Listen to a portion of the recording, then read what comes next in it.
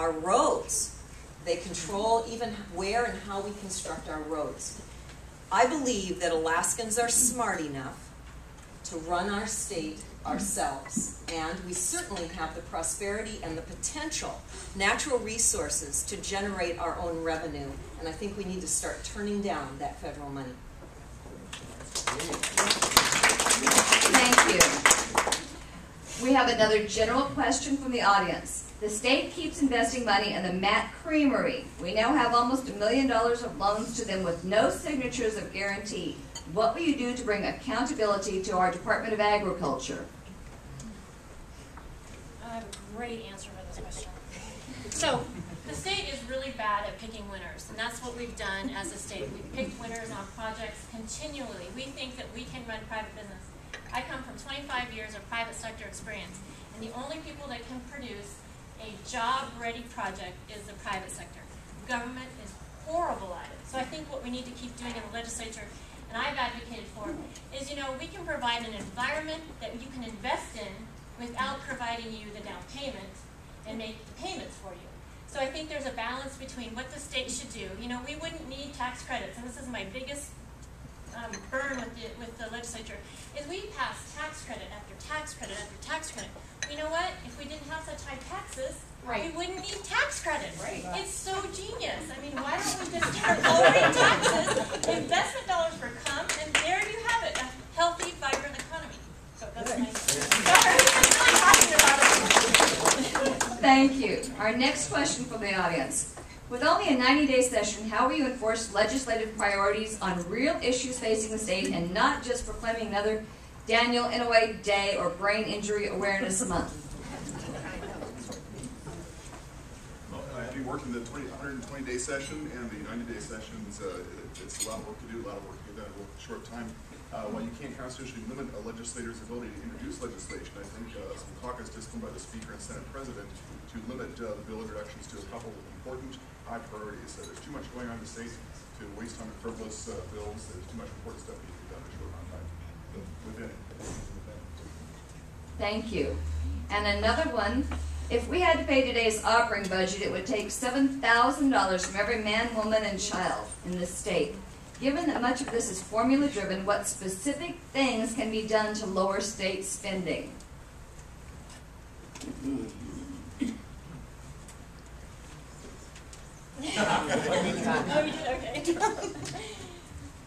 Well, I think you have to look where the money's going, and unfortunately, the lion's share of the money is going to education and social services. So that's where you have to look, and it's going to take some hard choices. But Medicaid is a major part of the state's budget. I know that you're formula-driven. I think you just have to change the formula, and it's going to take a lot of tough legislators making tough decisions. It's going to take a tough governor to sign off on it. Thank you. Next general question from the audience. Currently, there are only a few primary care doctors who will accept new Medicare patients. What can be done to solve this issue? Well, the problem is that Medicare reimburses about 16 to 20 cents on the dollar. So the problem with primary care providers is they essentially have to eat what they kill. In other words, they can only make money when they're actually seeing somebody face to face. The problem is that their cost of doing business is so high. Okay, malpractice insurance, tort reform business, the fact that they're requiring practices to get electronic medical records, which establish a lot of legacy fees or charges down the road, which is going to increase the cost. So the best thing that the government can do is to try to reduce some of the overhead expenses, such as the cost of malpractice insurance, tort reform, those kind of things, so they're able to operate more efficiently, and by doing so, drive down their cost of doing business. They'd be more likely to see patients at lower reimbursement if they were able to do that. Thank you. Second to the last question. Alaska has one of the fastest growing prison populations in the nation, with 5 times more inmates than in 1981, and a cost that has almost tripled and no end in sight. How can you balance keeping the population safe and using tax dollars efficiently?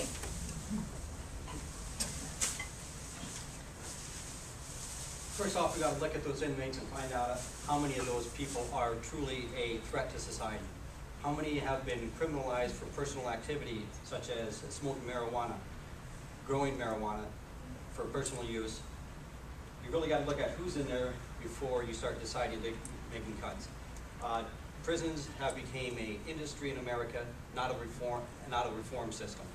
So mainly we just got to look at our laws and find out if we're truly incarcerating the threat people and not just making a profit for the prison industry. Thank you. And our last question. Apparently, we are now in producers, oil and gas producers, we are now 68 out of 133 regarding barriers to investment in exploration and production. Tell us what can be done to improve our standing and save our oil and gas industry. Okay, who hasn't answered the question yet? Yeah, thanks. You know, if you look at that little chart that I put on your table, you see. You've already answered the question, haven't you? Not in this round. Is that okay?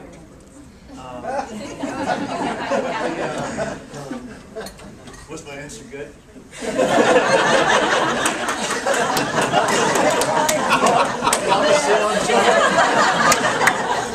It's time to close the sale, but you know, with oil throughput going down, that really is a critical issue. We really are driving investment out of the state. And you know, if I'm a CEO and I'm in London, Houston, New York, Chicago, LA, wherever I am, I'm going to look at the total risk profile of Alaska. I'm going to look at taxes, I'm going to look at the regulatory burden, and I'm going to look at overall state policy. And I look at overall state policy and I say AGIA, and I say risk. I look at ACES and I see risk. I see at the regulatory environment where we've got DNR that's essentially telling businesses that we don't want their investment here. I see risk. All of those things we need to do. We need to revise our regulations. We need to revise the overall state policy, and we've got to look at our taxes again. Thank you. Candidates, thank you all. We do have gifts for candidates today. You each get your own pocket constitution and a book on CD, 5,000 Year Leap. If you haven't read it yet, you are going to enjoy it. For the audience, we do have constitutions out front. They are free, but you may make donations if you'd like. Thank you very much.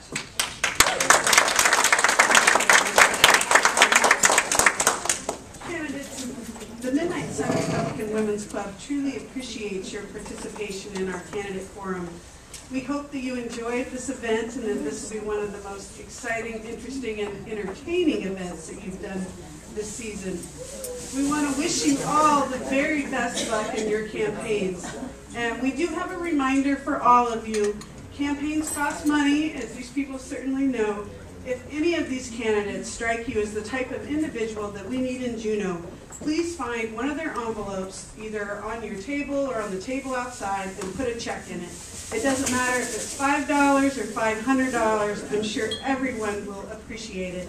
And if one of these people is the kind of leader we so desperately need, we all must support them. So tell your friends who live in their district and encourage them to get out and vote.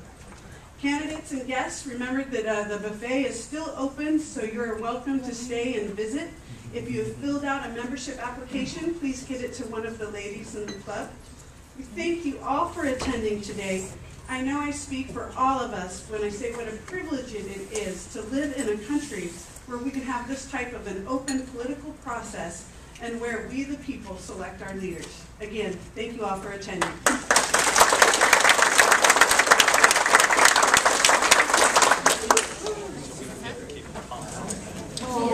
You can